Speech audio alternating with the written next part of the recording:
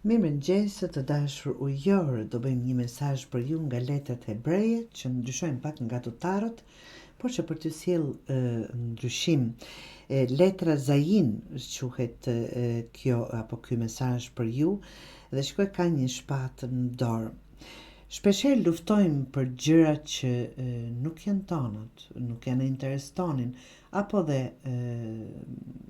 nuk është e duhura. Të kujton se një luftëtar i dritës apo e përdor shpatën për të luftuar gjithçka.